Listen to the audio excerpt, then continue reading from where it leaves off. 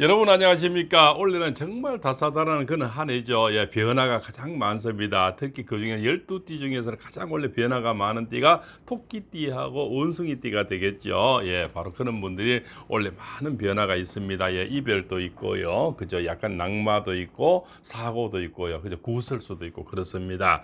야, 그러나 또 이 원숭이띠들은 뭡니까? 예, 첫 번째는 많은 요동이 일어나지만 분명히 전화이복이 됩니다.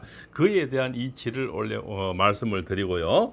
지난 2월하고 그죠? 음력 7월, 8월, 11월이 가장 변화가 많고 요동을 칩니다. 그래서 지금 음력 7, 8월이 다 이 가을 운세를 올려드리는 거예요. 어떻게 하면 이걸 잘 피하고 또 어떻게 마음을 먹어야만이 순조롭게 그죠? 너무 이렇게 충격을 안 받고 넘어가는 예, 이런 이치를 말씀을 드리겠습니다. 예, 첫째 원래는 뭡니까? 이 원진살이라 그러죠. 토끼 눈도 빨갛고 원숭이 궁뎅이도 빨갛다 해서 서로 미워한다는 거죠. 그것을 우리가 원진살이라 그러는 겁니다. 그것이 가장 요동치는 게 지난 2월하고 음력 7월이겠죠. 또 다음 달은 상충살이 돼서 또 요동이 치겠죠. 그래서 많은 변화가 일어나는 원숭이들 가을 운세가 지금 다가오고 있는 겁니다. 그죠? 그래서 때로는 일단 입을 조심해야 되고요. 구설수가 올 때는 보시피싱이나 또 주식, 펀드, 코인 이런 거 있죠. 또 특히 연끌해서는 하시면 안 되고요. 또 돈거래 같은 거 절대 하시면 안 돼요. 그러면 결국은 사이가 멀어집니다. 사이가 멀어지는 데는 이유가 다 생기겠죠. 그거는 뭡니까? 오해가 생기든, 그죠? 무슨 누명을 쓰든, 그죠? 뭐 외도 바람이 나든, 또 돈을 빌려줘서 사이가 나빠지든, 분명히 변화가 일어날 때는 예, 이유가 생긴다. 예, 핑계 없는 무덤 없듯이 이유 없는 이별도 없다는 거죠. 그것이 원래는 이별이 많이 생긴다는 겁니다. 그런데 어떻게 해서 원숭이들이 다시 전화이복이 되느냐? 자, 토끼는 명리학적으로 뭡니까? 나무라는 거죠. 쓴목의 나무라는 거죠. 자, 원숭이띠님들은 뭡니까? 바로 금기운에 들어가는 거죠. 그래서 이것을 금금목이라 그럽니다. 이 쇠가 나무를 자르는 거죠. 그죠? 쇠가 나무를 자르게 되는 겁니다. 그 이치가 되는 이게 이제 나무 같은 쇠가 이렇게 자르게 되는 겁니다. 이걸 금금목이라 그러는 거예요. 그죠? 그래서 바로 원숭이띠가 토끼띠를 누르는 그런 형상이 됩니다. 반대로 그죠? 반대로 원숭이띠 해에 그죠? 토끼띠가 오는 거하고 토끼띠 해에 원숭이띠가 오는 거하고는 같은 원진살이라도 작용이 다르다는 거죠. 그래서 원래는 결국 이 원숭이가 이기게 되기 때문에 전화이복이 됩니다. 그러나 처음에 요동은 분명히 칩니다. 오해가 생겼다가 다시 풀리거나 그죠? 돈이 나갔다가 다시 들어온다든가 그죠? 또 뭐 사업이 좀 안 되다가 다시 된다든가 처음에 이사해서 조금 뭐 이렇게 좀 안 좋았는데 다시 또 회복이 돼. 또 부부간에 좀 싸움이 일어나가 또 삐지거나 그죠? 뭐 오해가 생기거나 외도가 생기거나 해도 다시 또 전화 회복이 돼서 서로 합치게 되는 이것을 우리가 그죠? 모든 것이 원상복귀 되는 걸 전화 이복이라 그러죠. 그러나 처음에 요동이 많이 친다는 것은 분명하다는 거죠. 지난 과거는 뭐 이제는 2월은 지나갔으니까 음력 7월, 8월, 음력 11월이 원래는 가장 변화가 많다고 이렇게 보시면 됩니다. 그래서 특히 음력 2월생, 7월생, 8월생, 11월생은 원래 구설수 사고 특별히 주의를 하셔야 됩니다. 원숭이띠 중에서도 2월생, 7월생, 8월생, 11월생을 말씀을 올리는 겁니다. 이런 분들은 원래 사암이라든가 남의 무슨 사암을 하든 무엇을 또 이렇게 뭐 사고가 났든 쳐다보지도 말고 간섭도 하지 말고 내일이 아니면 굳이 나섰다가 이제 오해만 받고 그죠? 누명만 쓰게 된다는 거죠. 그 재수 없을 때는 뒤로 자빠져 어디 자빠진다고요. 그죠? 아주 꼬이려면 사람은 쉽게 꼬이는 겁니다. 또 좋은 일이 생기라도 한없이 또 좋은 일이 생기라는 게 인간사죠. 그래서 각별히 원래는 유의를 해야 된다 이렇게 말씀을 드리는 겁니다. 그러나 처음에 요동이 치고 좀 이렇게 아이고 막 불안하고 힘들어도 너무 두려워하지 말고 이 또한 지나가리라.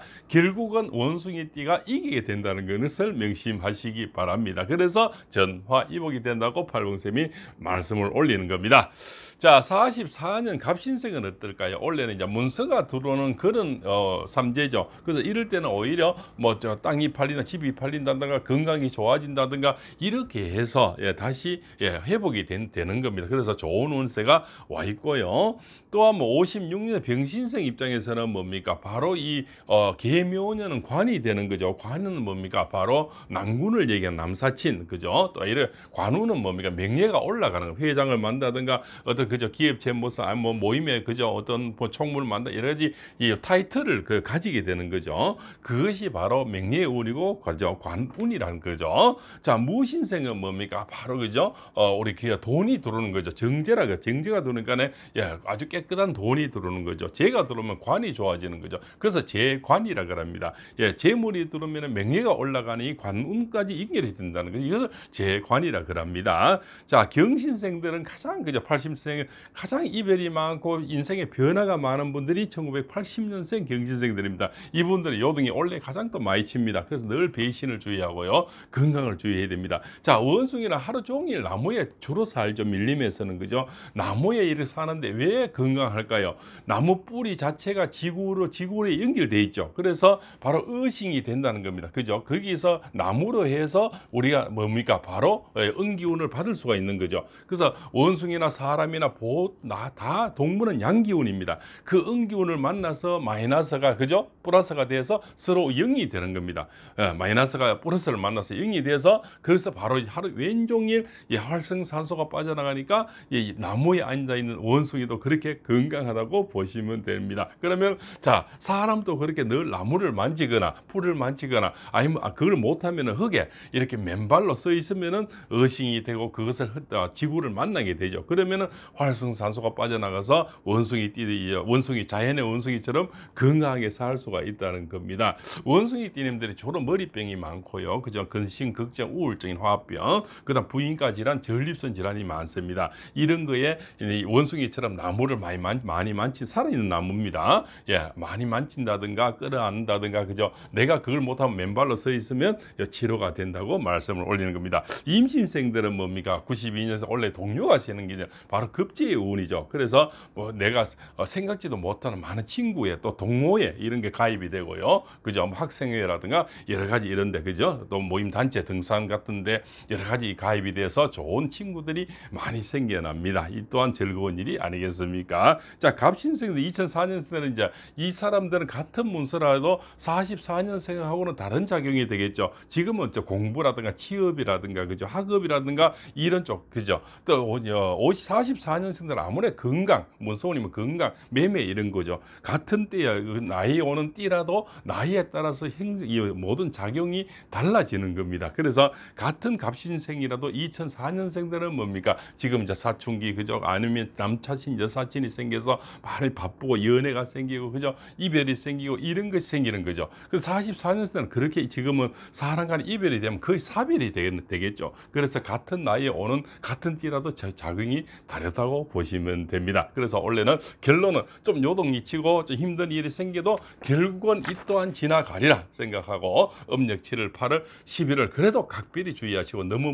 무리수하지 마시고 너무 연끌하지 마시고 이럴 때는 원진살이 들어올 때는 보이스피싱 정말 조심하셔야 됩니다. 낯선 전화, 낯선 카톡 이 필자도 얼마 전에 당할 뻔했거든요. 옷에 참 아주 교모하게 아주 발달돼서 다가오더라고요. 그래서 저도 깜빡하면 당할 뻔했습니다. 이 상담하는 척하면서 다가오고 이렇게 하니까 정말 깜빡 속겠더라고요. 신종 그것이 보이스피싱이라 합니다. 많은 돈도 요구하지 않아요. 그죠? 약간의 뭐 참 이거 이별해서 혼자 사는데 핸드백 하나 사줄 수 있냐면서 이러면서 아주 참 불쌍한 모드로 다가오더라고요. 잘못하면 이렇게 재수가 없을 때는 당할 수도 있다는 겁니다. 그 낯선 카톡들은 뭐 직접 궁금하면 전화 오겠죠. 카톡들은 읽지도 말고 그죠? 궁금해할 필요도 없다고 신종 그것이 보이스피싱이랍니다. 그런 것도 원진살 있을 때는 각별히 주의하시기 바랍니다. 자, 오늘 이제 팔공쌤이 원숭이분들 가을 운세를 올려드렸습니다. 오늘 내용이 좋았으면 구독, 좋아요, 알림을 주시고요. 원숭이들의 또 겨울 운세 더 낮은 자세로 정진하여서 깨알 같고 품격 높고 적중률 높은 철학자로 다시 돌아오겠습니다. 예, 좋은 인연 부탁드리고요. 좋아요 주시고 구독도 주시기 바랍니다. 힘을 주시면 더욱더 열심히 해서 다시 좋은 영상으로 찾아뵙겠습니다. 장시간 시청해서 대단히 감사합니다.